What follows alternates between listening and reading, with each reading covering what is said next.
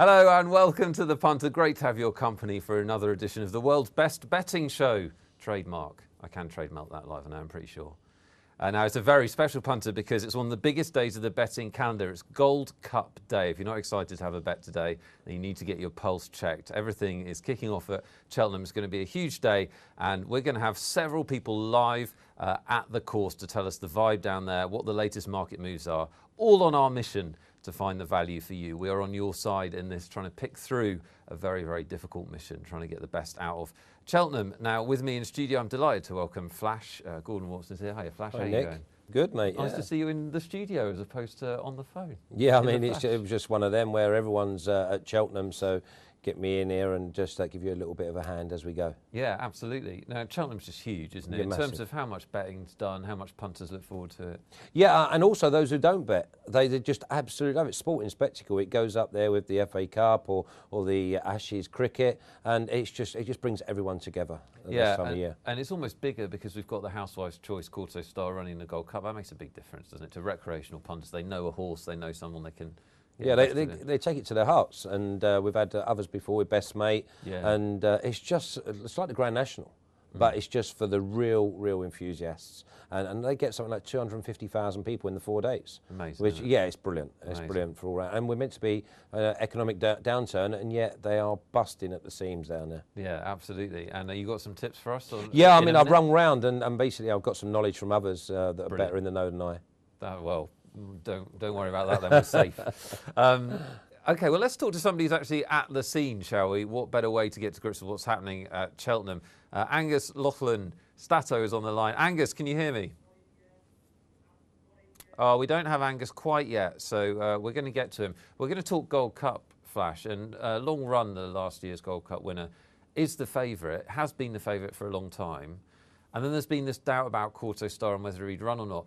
The interesting thing to me is that didn't really affect the betting, the fact that Quarto Star was like iffy to run. Yeah, well, it was either he was going to be a set price or he wasn't going to run. So there's no way they were going to run him unless he was tip top. I mean, Quarto Star's beaten Long Run twice this year already. So I find it hard that they're actually the other way around, and Quarto's not actually favourite. But again, if they had any worries about him and his fitness, then he wouldn't be running. He wouldn't be running. So you wouldn't be offering a bigger price, because you know that if he runs and he's well, he's going to be in the free. Yeah. I think Angus is with us now. Can you hear me, Angus? Angus, come in. I'm not going to do that thing where I say hello that people do on phones. Hello, hello. I think you can quite hear us. There's a scrum there at Cheltenham, so he's probably trying to find his phone. Okay, we'll try him again. I think we are going to get him. I'm confident we're going to get him. Let's take a look at the Cheltenham Gold Cup odds in a sec. I think punters are going to try and find a bit of value in this race. Everyone's going to want to bet on the Gold Cup.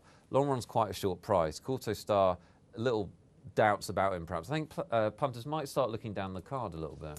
Well, yeah, I mean, the top two, they're absolute standouts. And if it's run to form, then they're going to be the ones jumping the last together. But Midnight Chase at 12-1 is a front runner. So if there's any chaos in behind, then he's actually won a course and distance 5 times. Yeah. Is that for you? I think that probably is for me. Angus, can you hear me? Yeah, I can hear you, no problem. You just cut me off there before. It wasn't me, I promise. I would never cut you off. It's a pleasure to talk to you. Right, no problem. How's your Cheltenham week been? It's been fine, actually. Great. And how would you sum up the festival? Obviously, it's fantastic every year, but this year as big as ever? Yeah, no, this year's festival's certainly been one to remember. And I mean, we've seen races that really have rolled back the years. Yesterday, in particular, with Riverside Theatre producing a devastating performance to beat Alberta's run and Medimit in the big race, the Ryanair, and of course Big Bucks going into the history books by extending this remarkable winning record to 16 and nearly touching evens and landing quite a big gamble. I think it was one of the most thrilling days racing you can remember yesterday, and the meeting so far has been excellent. No rain, the ground's good to soft in places, but conditions have been perfect. Sounds good. And early in the week, it looked like the bookmakers had the upper hand, especially with Hurricane Fly getting beaten. Big Bucks will have restored that balance a bit. Generally, how happy are the bookies at the moment? Well, the bookmakers have lost a lot of money yesterday because the last 4 favourites won. There were a lot of fancied horses won. But you're right. I mean, the 2 key results for the bookmakers getting Sizing Europe and Grand Cru beaten on Wednesday and Hurricane Fly beaten on Tuesday. Those are the only 3 results they've had. But there's not really been that many outsiders. The horses that have won have been fancied horses. Even if you look at yesterday's first race, for example, there was a lot of money for Peddler's Cross, but the Irish had a very nice horse in Sir Nation that won. That could develop into being a Gold Cup contender for next year. That was probably one of the most impressive winners of the week. But Spirit Sacra was the eye-catching performance on Tuesday. And then the fairy tale was the Hunt Bulls winning the last race on Tuesday, because the way this horse won off 12 stone means that it just might be one of the most amazing sports stories, let alone racing stories ever, having gone through the ranks. Being a 69 horse winning off 142. If I can equate that to a football-related thing, in my opinion, it'd be like a team from the Blue Square North or South winning the FA Cup. Yeah, quite an extraordinary story, quite an amazing achievement. In the betting world, it was an amazing achievement with a stable lad having a big score. Presumably that's been talked about in Cheltenham as well. That's quite interesting because what that is, I've heard about this story and I'm pretty sure it's confirmed. Bet365 haven't confirmed it, but I believe it's a bet struck with them, a £50 accumulator by one of the stable lads on 5 of the horses. Struck the bet in December. Brave man. He had to name the races. Anyway, Nicky Henderson's had the winners, and he's copped £1 million. So, I mean, that's fantastic. What I am also hearing is not the first time that one of Nicky Henderson's stable staff has become a millionaire, because he had a girl in the stable who a few years ago won the National Lottery. So it could be a lucky place to work. Yeah, it sounds like a really lucky place to work. Now, I think also on the line we've got Russ from Sporting Bet, who regular viewers of the show will know. Russ, are you there? Yeah, good form, mate. I'm here. Russ, how's your Cheltenham? Presumably yesterday's left it a little bit sour. Yeah, it really did actually, and let's put some perspective on this. The first 2 days were winning days. I wouldn't say they were dramatically successful, but yesterday was really nasty. I use the word brutal probably too liberally on the show, but this was a very, very bad day. The sedation well back. Obviously, with the bookmaker, you're happy to pay out on the likes of big books, big public horse like that, back off the boards, and very popular winner. That's not a problem as a bookmaker. The ones that really hurt us quite badly were the final 2 favourites. Back into 72 and 32, very, very well backed favourites, lots of £50 each way doubles. These are ones that cause the problems, guys, and it's made it actually a very difficult festival now. Difficult to see is really getting out of trouble unless either Long Run or Corto Star get beat today. So, a little bit sour, but still a fantastic punting event. Yeah, it's been a bit back and forth between the punters and the bookies. You've led us nicely into the Gold Cup there, Russ. So just give us your kind of view of how this race is moving. We have got these 2 fancied horses at the head of the market. Are they still attracting money? Are they drifting? What's happening? Yeah, I'll be honest, I'm a little bit concerned the way that all of the firms, actually, not just Sporting Bet, I assume that a lot of the other bookmakers will feel the same, are kind of fielding against these 2 really popular horses as a duo, as a couple, if you like. I don't really see the need for us to do that. I think if it was me who was pricing it up, I'd certainly want to be against Corto Star. I mean, it's clearly a horse that's seen better days, and obviously he's a resurgent this year. But I don't see the need for us to be so aggressive with this long run. It's clearly a horse that is young enough and improving enough to maybe defend his crown. I'm just slightly concerned about that, because the couple price at the moment is around about 11 to 10, 6 to 5. That might be short enough, but I mean, we do have some contenders in behind there. But I think we're banking on a lot of ordinary horses lifting what is essentially the blue ribbon event of the jump racing calendar. And I think that's a big ask, and it'll probably take a lot of beating this race long run. Yeah, I think that is the general horse racing consensus. Angus, would you back that up? And how do you feel about long run in this race? And what would you take him on with if you had to? Angus, that one for you. I think Long Run obviously deserves to be favourite as defending champion, but I mean it's going to be a big ask, I think, for Long Run today, and I think it's not just a one-horse race at all. Corto Star fitting to make history. Burton Sport is a very interesting horse. Synchronise has a chance, and Weird Al as well. And I wouldn't totally dismiss Sir Alex Ferguson's horse What a Friend at a price. I think those looking for a 25-1 chance could do a lot worse than that. And what news on Corso Star, Angus, have you heard around the sort of horse racing world? Is he 100%? Is there nothing to worry about with him? I personally spoke to his owner yesterday, Clive Smith. He said the horse really wouldn't have run if it wasn't 100% fit, and he said with no issues on the fitness. The horse is showing us just what he did before Kempton, just what he did before Haydock. He won those 2 races. I think the majority here just want Cato Star to come back safely. I mean, you'd have to look back and think, have they gone to the well once too often? I'm not sure they have. I think he deserves to take a chance. I don't think Paul Nicholls would even remotely take a chance with this horse. Why would you? A multiple King George winner, a dual Gold Cup winner. This is one of the icons of the sport. Cato Star goes to join a list of true great National Hunter horses, and that greatness will be almost iconic if he were to win today. Yeah, it would be an absolutely extraordinary achievement. Russ, just help our punters out at home. The prices that we're showing for the Gold Cup right now, do you have any indication of how they might move or what might happen to them during the day? It's just a little bit busy on the old winning company. Sorry, repeat the point. Yeah, Russ, I was just asking, just for our punters at home, how do you think the prices, and I know we can't hold you to this, but how do you think the prices are likely to move between now and race time? Yeah, that's a good shout. I mean, if I'm being honest with you, I do see the prices of these horses as we move up to sort of 2, 3 o'clock. When I see the 2 horses in question, Long Run and Corto Star, kind of remaining around this 9-4 and almost 9-2 mark. I think Corto Star is going to go off big today. I really do think it's going to drift. I think we might see 5-1, 11-2 coming up. I just feel as though people will field against it in that last half an hour. I mean, what we've got to remember here is that bookmakers have got some money to try and claw back, and the race they're going to do this in is the Gold Cup. No question about that. That's the biggest betting race today, one of the biggest of the year. And I think, in all honesty, if you've got to kind of feel from a poll of the bookmakers on track here, and certainly online, all of the big boys, I think we're expecting to take Corto Star, and I just feel as though it's going to be a drifter today. Even with the public sentimental money, we probably can't get enough of it. But, we try and give you a really kind of accurate view on the Punter of what's happening here. I just feel as though there may be one horse that's back today that we haven't seen any money for in the Gold Cup, and that might be significant. I just feel as though it's a more shrewd and sophisticated punting audience this year. Most of the moves have been correct. I think it's a pretty sophisticated audience at Cheltenham. I think we do see some late money for a good one in the Gold Cup. It'll probably matter quite a bit. A question from Flash for you. Russ, if you drift Corto Star out to say you're 5-1 and 11-2, and then it goes and wins, a drifting horse would normally mean a result for the bookmakers. But would that be the opposite? I mean, do I feel as though Cato Star will be a good result for us? I mean, we want it to be a good result for us, definitely. I think I'm looking at our book now. Corto Star is a 6-figure loser for us right now.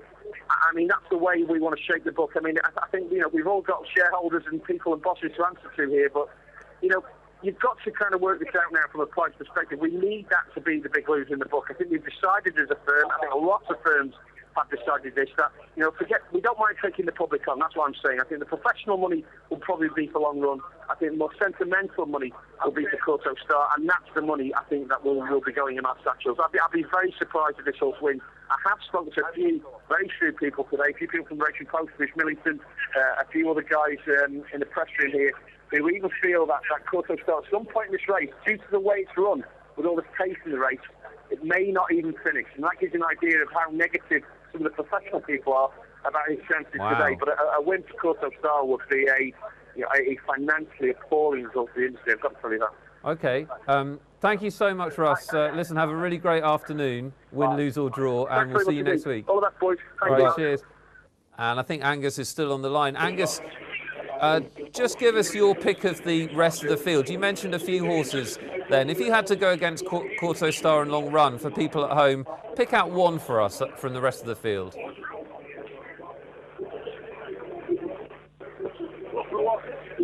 Angus? Hello, yeah, good afternoon. Yeah. Well, sorry, Mr. Stars to that. I think you heard you say pick out one for the rest of the field. Yeah, you mentioned a few horses. Well, in the Gold Cup, I'd say if you want a if you want an outsider, I'd definitely look at What's a Friend at the 25-1 chances, and I wouldn't be at all surprised to see big runs from Burton, Ford, Synchronised, and Weird Al. So I think those four will give the front two plenty to think about. And of course, at the prices, What a Friend is the biggest price of it. And I think that could run a really big race. Okay, fantastic stuff. Thank you so much, Angus. We've covered off the Gold Cup for you, shown you where the value is, and shown you that Corto Star is being opposed in a huge way by the professional money. So if you back him, you are trusting the old man. But if he does win, what a scene it would be. Lots more Cheltenham to come. The rest of the Gold Cup Days card and our tips from Flash and some other in-the-know people. We will find the value on Cheltenham Friday. Don't know what day it is. Gold Cup Day on the Punter after this.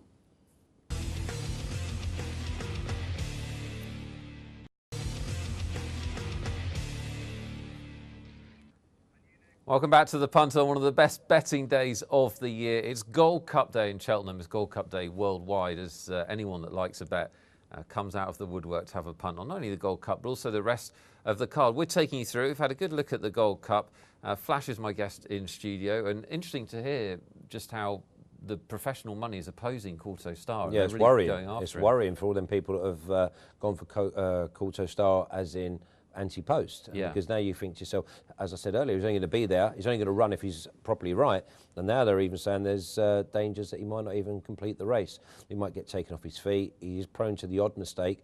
But it's interesting that... Yeah, you wouldn't want to be with him, would you? Yeah, but it's interesting that Angus is saying from a horse racing point of view, he's fine, he's fine, he's fine. Everyone's saying he's fine. But the professional money, which usually tells you if knows, he's fine or not. Yeah, exactly. Says maybe he's not. Yeah, if he was fine, he'd be 3-1, 7-2, top whack. Yeah. Now the bookies, they're not gambling. They're not saying, well, we'll give you 5-2 and 11-2. Yeah. It's almost, if it looks too good, it probably is. Mm. Yeah, so maybe you want to be leaving Corto Star alone. Of course, if he wins, what a scene it would be. But the professional money is telling you it's not going to happen. You can take that as you like. Now, there's a great card on at Cheltenham today. There is every day on Cheltenham. But Flash, you've got a few horses for us that you've been to. I mean, this is information that you've got from trainers. Yeah, basically, I rung round quite a bit last night and spoke to different people for different races. And they're all really, really good value, to be honest. Shadow Catcher each way in the first at 10-1. Now, obviously, you can do them all each way because you're getting caught at the odds first four. That's the great thing about the festival. Exactly. All the bookies are giving caught at the odds. And you're going to get a run for your money. I mean, in the Triumph, the 130, Shadow Catcher at 10-1, which is obviously can get you off to a real good start. They really do like this horse. And that's a really open race as well. And that's the beauty of Cheltenham. I mean, there has been some really fancied horses go and win at really decent prices. For the rest of the year, you might be even money 6-4, but at Cheltenham, that 6-4 shot may become 5-2. And likewise, I mean, I think some of the races they're going 6, 8-1 the field. So you are going to get a real bit of value and get a run for your money. In the 205, which is the county hurdle, Raya Star again. Although he's 10-1, he is third favourite. And that, again, that shows you how open the races are. Very competitive, yeah. Yeah, and Bredinzi Breeze, again, in the 240, which is the Albert Bartlett. Again, that's 10-1. Midnight Chase in the Gold Cup. I've gone for that at 12-1 because he's a front runner, one course and distance 5 times. Yeah, so and that means something because Cheltenham's a very unique track. Exactly, and we've just heard Angus. And he named every horse barring Midnight Chase, who's going to be leading majority of the race. Well, there we go. You can see Chapturgeon and Street Entertainer rounding out your picks. I'm just going to drop off those Flash because we've got Alan Alger on the line from Blue Square, also at Cheltenham. We're giving you the real inside track on what's going on. Alan, how is it down there? Not too bad. Extremely noisy. I'm just... In their infinite wisdom, they place the overflow press tent next to the Guinness tent, so you might be able to hear an Irish band and a few raucous Irishmen celebrating. We'll take a bit of atmosphere. That's great. We've done the Gold Cup pretty thoroughly, Alan, but just give us a quick word on your take on the Gold Cup and where you see money going at the moment. Well, I think what's happened this morning is punters have looked at the race and said, long run is a good bet for this race. There was so much talked about ahead of this race. Will Corto Star line up? Will Grand Cru enter the race? Will so many questions. There was even a question mark over Long Run's fitness. But I think punters have looked at it this morning. They've seen the Henderson stables in fantastic form, and they've said that 2-1 Long Run is far too big. It's been backed into 15-8. On my current figures, that will not last long. It will be into 7-4 soon, no doubt about that. And I think that that seems to be the sensible choice. But I would say, I think there are plenty of punters that have that Long Run, that if Courto Star is actually challenging over that final fence, they may want to see history made. Yeah, there's a lot of sentiment at Cheltenham this year, no question. Al, just to take a look at the rest of the card for us. The Triumph Hurdle's a very open race. It's a very competitive race. Baby Mix is the favourite at the moment, but there's plenty contesting that. Are you seeing any kind of moves for anything? There's only 2 or 3 points, betting points, separating the first 7 in the market here. So, as you say, incredibly congested at the head of affairs. Baby Mix, yes, is the favourite. I think there are at least a couple of question marks we can associate with Baby Mix, but I actually think that if you look at the record of the Irish stables, they've been poor, so you can cross those ones out. 9 of the last 10 winners of this race have been trained in England. And I wouldn't put anybody off back in Pearl Swan. Was actually denied a victory by Grametti last time. That one took place in the Stewards' room, but was good enough to win that day on the track if he didn't actually win the prize itself. And I just think that Pearl Swan will have more today for Grametti. And at the current prices, because it's such a wide open market, as I said, you can back this one each way. And I'll be incredibly surprised if Pearl Swan isn't actually in the first 3 here. That's a fantastic tip and really strong one, that sounds like, from you.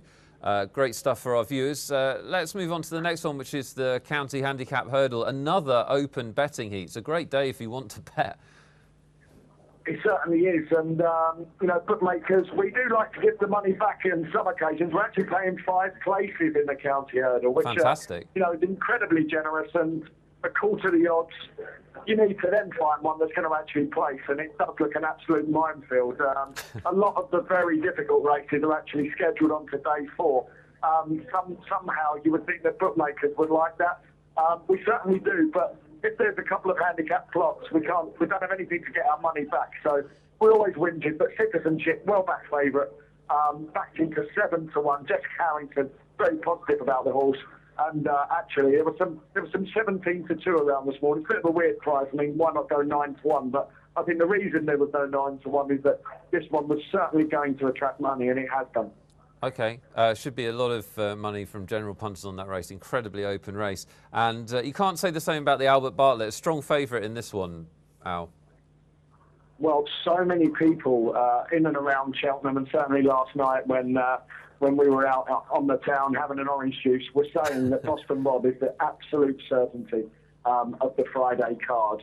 And the market has certainly backed that up this morning. 6-4, backed into 11-8. Again, another price that's really under threat and only going south. Could be 5-4 by the time I get off the phone. And looks to be everybody's banker. But again, great each way place terms. You've got a short price favourite in there, which means everything else is at an inflated price. 7-1, the second favourite. So really, if you want to get stuck in each way, you can even avoid Boston Bob and still get some value out of the race. Yeah, we've been saying on the Punter for a couple of weeks, that is the way to attack Cheltenham, isn't it? Find your each way value by exploiting the fact that bookies are forced to go quarter of the odds and that kind of thing. Yes, but unfortunately, personally, I managed to put all the wrong ones in different bets. So, oh, that's the trick, yeah. Got lots of singles flagged up, but none hit the same accumulator. So one of the moans of my festival, and a poor Wednesday, which will go down as one of my top 10 worst punting days ever. Oh, that does not sound good. Just before you go, Al, just give us a general précis of where you think it stands between the bookies and the punters. It seems like the bookies had the advantage early on, and now the punters have got a lot back yesterday. Who's the more confident going into today? They certainly did get plenty back yesterday. And there's an interesting thing about the way these meetings go, and it's all to do with where the short price ones or the well-backed ones actually go in. And Quavega, a lot of people chased on Quavega on the Tuesday, which meant that the ones that could afford to chase on Quavega managed to claw back some of their losses, and meant that we didn't have as good a day as most people would have thought. Sides in Europe got beaten, Grand Cru got beaten, no doubt about it. Wednesday was a fantastic day, but we then laid up 2 handicap plots later on the card. And then also yesterday as well, a couple of well-priced handicap plots. So I would say that it's probably just shading it to the bookmakers at the moment, but a hugely important fourth day. Yeah, absolutely. It all comes down to Gold Cup Day. Have a fantastic afternoon, Alan. Thanks so much for taking the time to do this for us. I know you're busy today. Cheers, guys. All right, take care. We've brought you some really great stuff from On Course. You know what to do if you fancy either of the big horses in the Gold Cup, and lots of tips for the rest of the card. That's your Cheltenham Gold Cup day locked and loaded. We're going to look at the rest of the weekend sport. There's more to come after this from the Punter.